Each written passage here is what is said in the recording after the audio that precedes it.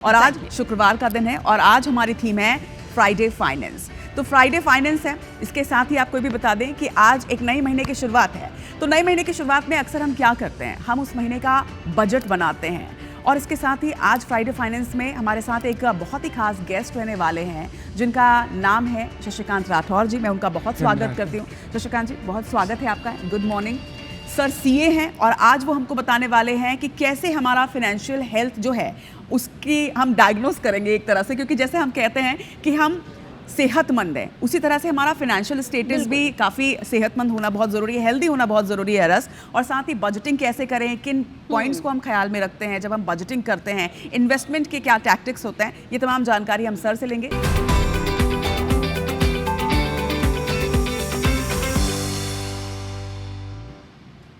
तो Friday finance में हम ये तो जानेंगे ही कि बजटिंग कैसे करें, इन्वेस्टमेंट प्लान कैसे करें और फाइनेंशियल हेल्थ की एनालिसिस कैसे करें। लेकिन क्योंकि फिलहाल हम टैरिफ की बात कर रहे थे, तो सबसे पहले शशिकांत चंद्राकर सर, मैं आपसे यही जानना चाहूँगी कि जो टैरिफ अभी तो फिलहाल के लिए पोस्टपोन कर दिया गया, डिले कर दिया गया है, लेकिन 25% टैरिफ जो लगाया गया अमेरिका की तरफ से भारत पर, इसका असर कितना नज़र आएगा और किस तरह से नज़र आएगा? देखिए, टैरिफ एक्चुअली अगर हम भारत से अमेरिका में अपनी सामान को भेजते हैं, निर्यात करते हैं, तो अमेरिका सरकार ने उसमें जो टैरिफ की जो दर है, पहले जो लगभग 10% के एवरेज होता था, उसको अब 25% फिक्स करने की बात कर रही है। तो निश्चित तौर पे हमारा मुख्य जो वहाँ पे जो उद्योग जो प्रभावित होंगे यहाँ से जो एक्सपोर्ट वाले, उसमें फार्मास्यूटिकल्स इंडस्ट्री है, IT एंड सॉफ्टवेयर है, या कृषि से जुड़े हुए जो वस्तुएं हैं, और जो जेम्स एंड ज्वेलरी बहुत बड़ा इम्पोर्टेंट मार्केट है। तो ये सारे में जब वहाँ पे टैरिफ बढ़ेगा तो निश्चित तौर पे हमारा सामान वहाँ जाके महंगा होने का आसार रहेगा, तो डिमांड कम हो सकती है। डिमांड कम होगी तो निश्चित तौर पे हमारा निर्यात प्रभावित होगा, और ये भारत की इकोनॉमी के लिए थोड़ा सा कठिन। इन्फ्लेशन पे भी असर पड़ेगा? निश्चित तौर पे जब इन्फ्लेशन पे तो बिल्कुल भी असर पड़ेगा, क्योंकि जैसे ही आपका जीडीपी पे इसका इम्पेक्ट आपके जीडीपी पे आने वाला है, क्योंकि निर्यात कम होगा। निर्यात कम होने से जीडीपी पे अगर असर होता है तो निश्चित तौर पे कहीं ना कहीं वो इन्फ्लेशन को आपका प्रभावित करेगा, और जीडीपी के जो ग्रोथ रेट है उसको भी प्रभावित कर सकता है, क्योंकि हम नेक्स्ट थर्ड इकोनॉमी बनने वाले हैं और इस बात का हम दावा भी बहुत जोर शोर से कर रहे हैं। रचना, आपको याद ही होगा क्योंकि आप लगातार स्टोरी भी करती आई हैं। तो अगर ये सिचुएशन रहती है तो फिर कितनी यहाँ पे गुंजाइश रहती है और कितनी हमें डिफ़िकल्टीज को फेस करना पड़ेगा नेक्स्ट थर्ड इकोनॉमी, वर्ल्ड की थर्ड सबसे बड़ी इकोनॉमी बनने के दौरान? देखिए, जहाँ तक मैं समझ पाया हूँ, अभी हम फोर्थ इकोनॉमी स्थिति में पहुँचे हैं, लेकिन हमारा जो अंतर है जापान और भारत के बीच का जो अंतर है बहुत मार्जिनल है, मतलब बहुत ज़्यादा डिफरेंस नहीं है, ऑलमोस्ट एक जैसा ही है, फ्रैक्शन में ही डिफरेंस आ रहा है। तो अगर इसका इफेक्ट अगर पड़ता है, टैरिफ का इफेक्ट पड़ता है, तो निश्चित तौर पे हमारी जीडीपी पे इम्पेक्ट आएगा। तो पता चला कि हम जो फोर्थ पोजीशन में हैं उस पर भी खतरा आ सकता है। तो अभी तो हमको अपने जो इकोनॉमी की जो जीडीपी की जो पोजीशन है उसको स्टेगनेंट बना के रखने में भी अपने को नई कार्य योजना या नई फाइनेंशियल प्लानिंग इंडिया गवर्नमेंट को करना पड़ेगा। ठीक है, चलिए, तो टैरिफ के बारे में तो हमने जान लिया, लेकिन फ्राइडे फाइनेंस में हम ये भी जानेंगे, जैसा हमने आपको पहले ही बताया, बजटिंग, इन्वेस्टमेंट और इसके साथ ही फाइनेंशियल हेल्थ के एनालिसिस पर भी। बिल्कुल, क्योंकि फ्राइडे फाइनेंस आज की थीम है। हम और रचना यहाँ पे शशिकांत जी से ये भी जानने की कोशिश करेंगे कि कैसे एक प्रॉपर बजटिंग की जाए। रचना, क्योंकि जैसी सैलरी आती है तो सबसे पहला एक वो क्वेरी आ जाती है कि कैसे मतलब सैलरी को मतलब मैनेज किया जाए। तो सर, मैं आपसे ये समझना चाहूँगी कि ये जो 50-30-20 का रेशियो है वो हमारे दर्शकों को थोड़ा आसान शब्दों में बताइए कि कैसे इसको मैनेज किया जाए, इससे हम और रचना भी जान लेंगे। सबसे पहले तो मैं ये कहना चाहूँगा कि आप अपनी जितनी भी आय के जो स्रोत हैं उसका आकलन कीजिए। कुछ आपके फिक्स सोर्स हो सकते हैं जहाँ से रेगुलर आपको उतना पैसा मिल ही रहा हो, कहीं कहीं पे आप अपने लिए पैसिव इनकम जिसको हम बोलते हैं उसकी व्यवस्था कर रहे हो, कहीं किराए से आय आ रही हो और कहीं से आ रही हो। इसके अलावा बहुत लोग ऐसे भी होते हैं जिनके पास समय रहता है तो पार्ट टाइम जॉब भी करते हैं, तो पार्ट टाइम भी पैसा आता है। तो सारे सोर्सेस को मिला के आपके पास जो आमदनी हो रही है उसको उचित तरीके से आप कैसे खर्च करें, कहाँ पे निवेश करें, इसी को लेकर एक 50-30-20 का एक रेशियो माना जाता है, जिसमें ये माना जाता है कि आपके जो आमदनी का 50% आप अपनी निजी ज़रूरतों पे, जो आवश्यक जो वस्तुएं हैं या अपने घरेलू ज़रूरतें हैं उसको पूरा करते हैं। उसके बाद 30% का जो हिस्सा होता है उसको आप अपनी इच्छाओं पे खर्चा करते हैं। इच्छाओं का मतलब यह है कहीं आप एंटरटेनमेंट में खर्चा कर रहे हैं, कभी आउटिंग में खर्चा कर रहे हैं, इस तरीके से कभी आप कोई टूर प्लान कर रहे हैं, इस तरीके से वो 30% का हिस्सा उनका होता है। लेकिन ये बहुत ही आवश्यक होता है कि कम से कम आप अपनी आमदनी का 20% का जो हिस्सा है आपके भविष्य की जो खर्चाएं हैं जिनको आप नहीं जानते हैं या इमरजेंसीज हो सकती है उसके लिए बचाएं। उसके अलावा आप अपने छोटा हिस्सा आप निवेश की ओर ध्यान दें, क्योंकि निवेश आपका ज़रूरतों पे अलग अलग तरीके की निवेश की प्लानिंग आपकी हो सकती है। कुछ शॉर्ट टर्म की हो सकती है कि अभी आने वाले 2-4-6 महीने में, साल भर में आपकी क्या ज़रूरत है। उसके बाद कुछ मध्यम टाइम का आपका निवेश प्लानिंग हो सकता है, 5 साल बाद या 6 साल बाद मुझे कितने पैसों की ज़रूरत होगी। सर, ये जो आप इन्वेस्टमेंट के बारे में बता रहे हैं, ये उसी 20% जो हमारी अर्निंग है उस 20% से ही हमको प्लान आउट करना है। ओके, क्योंकि बचेगा ही उतना आपके पास। ठीक है। हाँ, लेकिन आप 20 से ज़्यादा भी कर सकते हैं यदि आप अपनी इच्छाओं पे नियंत्रण करते हैं, क्योंकि 30% का तो वो उस जो 30% से हम इधर थोड़ा सा बचा के इस तरफ भी खर्च कर सकते हैं। 30% वाले हिस्से से अगर आप बचा लेते हैं तो आपके निवेश के विकल्प के लिए आपके पास ज़्यादा धन उपलब्ध हो सकता है। लेकिन हाल ही में रचना आपने भी 30% वाला जो रेशियो है वो अभी आपने एंजॉय किया है, एक टूर प्लान किया हुआ था, तो मतलब हमारे पास एक और मौका है अभी। तो उस तरीके से आप अपनी निवेश की प्लानिंग कर सकते हैं कि आपके पास भविष्य में क्या क्या खर्चे आने वाले हैं, कि बच्चों का एजुकेशन है, फिर बच्चे अगर एजुकेशन कंप्लीट हो गए तो उनकी मैरिज है, तो इस तरीके से लॉन्ग टर्म आपकी प्लानिंग हो सकती है। तो उसके लिए आपको एक प्रॉपर निवेश की प्लानिंग करनी चाहिए कि आज मैं कितने रुपये से मैं अपनी निवेश को शुरू करूं कि उस समय तक के मुझे निर्धारित जितना पैसा चाहिए होगा वो मेरे पास उपलब्ध रहे बिना किसी परेशानी के। लेकिन फिर यहाँ पर ये भी समझना आवश्यक है कि जो 20% आप बजट का बचाने के लिए कह रहे हैं, उस 20% को कहाँ मतलब कैसे हम डिसाइड करें कि हमें उसे कहाँ इन्वेस्ट करना है? वही मैं बोला कि जब आपको शॉर्ट टर्म है कि मीडियम टर्म है कि लॉन्ग टर्म है, तो उसके हिसाब से आपके पास अलग अलग निवेश के विकल्प खुलते हैं। जैसे सामान्य जो व्यक्ति है जो डायरेक्ट मार्केट में निवेश नहीं करता, शेयर्स में निवेश नहीं करता, क्योंकि उसमें बहुत सारे स्किल्स की ज़रूरत पड़ती है, जो उसकी योग्यता रखते हैं, समझते हैं मार्केट को, तो वो शेयर में करते हैं, वहाँ तक ठीक है। लेकिन आपको या एक सामान्य आदमी को, मुझको, मतलब अगर बहुत ज़्यादा शेयर मार्केट की जानकारी नहीं है और मैं उसमें लगाना चाहता हूँ पैसा, तो उसके लिए अच्छा विकल्प होता है म्यूचुअल फंड का। म्यूचुअल फंड का भी पैसा मार्केट में ही लगता है, लेकिन आपके बिहाफ में वहाँ प्लानिंग करने के लिए फंड मैनेजर्स बैठे। अभी आपने जैसे जिक्र किया कि म्यूचुअल फंड इन्वेस्टमेंट का एक बेहतर विकल्प है, तो म्यूचुअल फंड पे सबसे पहले, जैसे अगर मुझे म्यूचुअल फंड पे इन्वेस्ट करना है, रचना को भी इन्वेस्ट करना है, तो हमारे दिमाग में सबसे पहले ये थॉट आएगा कि कितना टैक्स पे करना पड़ेगा, क्योंकि बहुत सारे लोग हैं जिनको नहीं पता कि म्यूचुअल फंड पे हमें कितना टैक्स, और क्योंकि हमने ज़्यादातर एडवर्टीजमेंट देखे हैं कि भाई अपने रिस्क पे आप इन्वेस्ट कीजिए, तो अब कितना रिस्क हमको यहाँ पे बियर करना चाहिए? म्यूचुअल फंड में निवेश करने में आपको टैक्स नहीं लगता है। म्यूचुअल फंड पे जब आप उसको रिपर्चेस करते हैं, मैच्योरिटी लेते हैं या रिपर्चेस करते हैं, तो उस समय की स्थिति की आकलन की जाती है वर्तमान जो हमारे कर कानून है उसके अनुसार, कि आपने लॉन्ग टर्म अगर आपने उसको निवेश करके रखा और लॉन्ग टर्म अगर आपका इनकम हो रहा है, लॉन्ग टर्म गेन हो रहा है, लॉन्ग टर्म कैपिटल गेन हो रहा है, तो उस पर अलग दर है टैक्स का, वो 10% के दर पे आपको लग सकता है। लेकिन वही अगर शॉर्ट टर्म में है, जल्दी बेच दिया आपने, 1 साल से कम की होल्डिंग के बाद बेच दिया आपने, तो उसमें अगर इनकम होती है तो आपकी सामान्य आय के तरह उसका टैक्सेशन होता है। बिल्कुल, और जिसका सोल्यूशन भी उन्होंने बताया 50-30-20 जो आप ही ने पूछा, लेकिन हम पिछले बार जब डिस्कशन कर रहे थे कि 20% जो हमें बचत करनी है, उसमें आपने एक ऑप्शन हमें दिया म्यूचुअल फंड का, लेकिन हम चर्चा करेंगे कि कुछ और ऑप्शंस क्या हो सकते हैं जो 20% हम सेविंग कर रहे हैं उसे इन्वेस्ट करने के। देखिए म्यूचुअल फंड या उसका अपन और सिंपल रूप ले लेते हैं, जो हर महीने आप कुछ फिक्स अमाउंट डालते जाएं, उसको बोलते हैं SIP। उसका नाम ही है सिस्टमेटिक इन्वेस्टमेंट प्लान।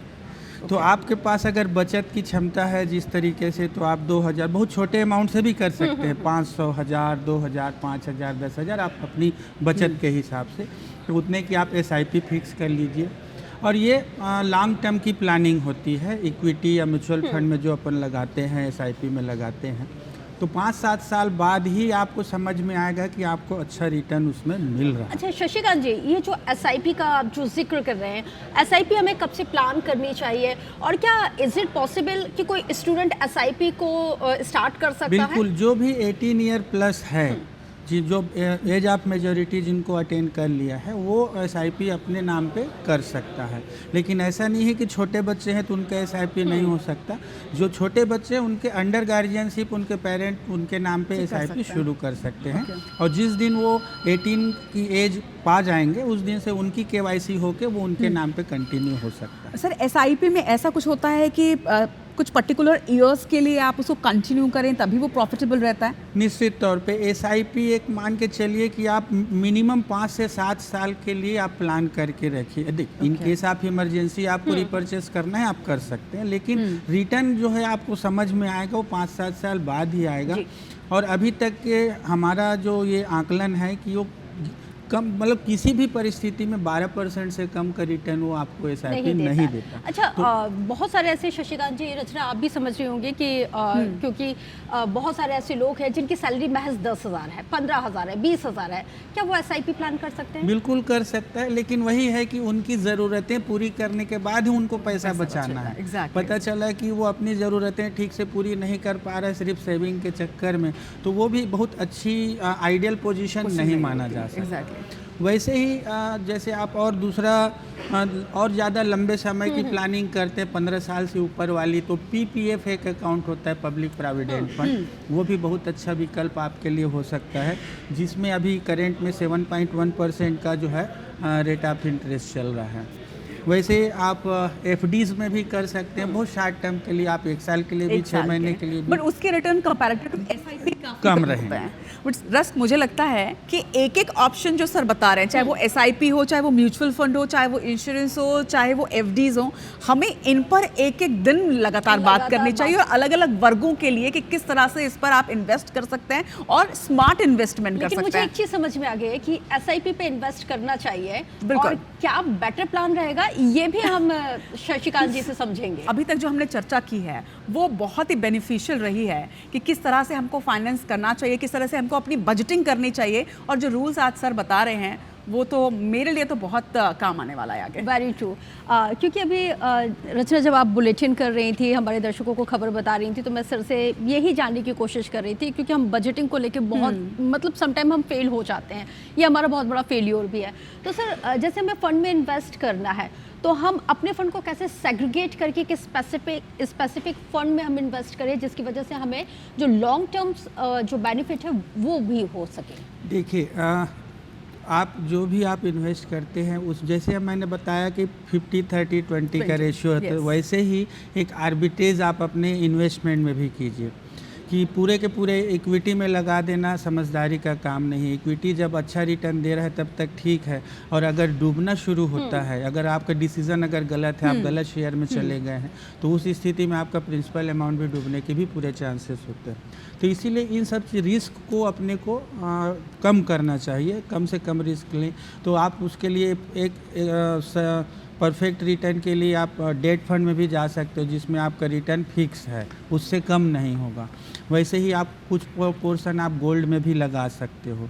तो ऐसे ही इक्विटी, डेट, गोल्ड, वो परिस्थितियों को देखते हुए। लेकिन सर डिसाइड कैसे करें कि कितना, मतलब उस 20% का कितना हिस्सा हम गोल्ड में करें, कितना SIP में, कितना और कहीं? देखिए, जैसे SIP में अगर जा रहे हैं तो निश्चित तौर पे जो SIP में जाने से पहले ही आपको एक अध्ययन जरूर कर लेना चाहिए। वो तो आपने बताया। और अभी मैं बहुत जगहों पे समाचारों में भी सुनने को मिलता है कि फर्जी एडवाइजर्स भी बहुत मिल रहे हैं, जिससे लोगों को बहुत नुकसान उठाना पड़ा, लगातार न्यूज़ में आ रहे हैं। तो ये पहली बात तो ये है कि इक्विटी में, एसआईपी में, म्यूचुअल फंड में निवेश के लिए कोई रॉकेट साइंस नहीं होता। पहले आपको उसकी, अगर आप डायरेक्ट मार्केट में इक्विटी में जाना चाहते हैं तो आपकी अध्ययन बहुत अच्छी होनी चाहिए। Share market, Shashikant ji, I am very sorry, मैं इंटरप्ट कर रही हूँ। हम वो स्टडी कहाँ से करें, कहाँ से अध्ययन नहीं तो करें? मैं बोल रहा हूँ ना, आपको नहीं करना है स्टडी। मैं तो बोल रहा हूँ कि आप अच्छे म्यूचुअल फंड एडवाइज़र हैं अगर, या आप किसी बैंक से जुड़े हुए हैं, बैंक वाले भी म्यूचुअल फंड की एडवाइजरी अच्छे से देते हैं, तो वहाँ आप संपर्क कीजिए। अब आप एसआईपी के थ्रू मार्केट में जाइए। अगर आपको नॉलेज नहीं है तो आप उसकी छोड़ दीजिए, स्टडी मत कीजिए, क्योंकि स्टडी करने में भी आपको बहुत टाइम लगेगा। यानी अपने बैंक के थ्रू एसआईपी पे जाना इज अ सेफ ऑप्शन। आपके एडवाइजर्स हो सकते हैं, बैंक वाले हो सकते हैं, जिनसे आप समझ सकते हैं चीज़ों। अच्छा सर, एक छोटा सा सवाल है कि जैसे कि किसी ने कभी भी इन्वेस्टमेंट किया ही नहीं है, तो उन्हें आप क्या सजेस्ट करेंगे? सबसे पहले अपने पैसे छोटा सा भी अमाउंट अगर वो बचा पा रहे हैं तो वो कहाँ इन्वेस्ट करें सबसे पहले? नहीं, मैं तो और उसके बाद के स्टेप्स? आप बैंक से शुरू कीजिए ना। ठीक है, आप मार्केट को बाद में देखिएगा, पहले आप बैंक में जाइए। आपके सेविंग्स के अकाउंट भी होते हैं, ठीक है, उसमें रिटर्न नहीं के बराबर है ना, तो रिटर्न अभी 2%, 1.5%, 2.5% ऐसा रिटर्न रहता है। लेकिन ठीक है, आप एक बार पैसा जमा करना शुरू कीजिए। ओके। जब आपके पास आता है तो फिर वही पैसा अगर लगा कि ये सरप्लस है मुझे, तो वहीं से आप एफडी के साइड में भी जा सकते हो। एफडी में भी 5 से 7% के बीच वेरिएट होता है, वो रिटर्न मिलता है, फिक्स रिटर्न। एफडी से भी अगर आप ऊपर जाना चाहते हो तो फिर वहीं पे नेशनलाइज बैंक्स में, पोस्ट ऑफिस में पीपीएफ अकाउंट जो लॉन्ग टर्म के लिए होता है, तो 15 साल बाद, मतलब 15 साल का उसका टाइम पीरियड होता है और 7.1% का भी रेट ऑफ इंटरेस्ट चल रहा है, तो एफडी से भी कहीं ज़्यादा है। तो इस तरीके से धीरे धीरे आप शुरुआत कीजिए। और इन्वेस्टमेंट का मैं बोल रहा हूँ कि जितने अर्ली एज में इन्वेस्टमेंट शुरू किया जाए, क्योंकि हम सामाजिक प्राणी हैं। जैसे जैसे एज बढ़ती है हमारे कमिटमेंट बढ़ते जाते हैं, फिर हम बचत उतनी नहीं कर पाते हैं। नहीं कर पाते। तो जितनी अर्ली एज से आप इन्वेस्टमेंट शुरू करते हैं तो लॉन्ग टर्म में वो आपके लिए बहुत कंफर्टेबल बहुत पोजीशन है। संक्षिप्त में मैं ये भी समझना चाहूँगी रचना, क्योंकि अमूमन जब हम कॉन्वर्सेशन करते हैं तो हम ये सोचते हैं, ज़्यादातर लोग हमें कहते हैं कि प्रॉपर्टी में इन्वेस्ट कर दो। तो इन्वेस्टमेंट का सबसे बेस्ट जरिया क्या है? प्रॉपर्टी, गोल्ड, या फिर शेयर मार्केट, या फिर म्यूचुअल फंड्स? देखिए भाई, आपकी नीड के ऊपर डिपेंड करता है। भाई मैं बोला, वो जो short term, medium term, long term वाली जो बातें हैं, क्या कि प्रॉपर्टी में इन्वेस्टमेंट बिल्कुल लॉन्ग टर्म का ही मान सकते हो, उसमें लिक्विडिटी का अभाव है। आपको इमरजेंसी केस में अगर आप प्रॉपर्टी को बेचने जाओ तो उसका सही वैल्यू आपको नहीं मिलता है।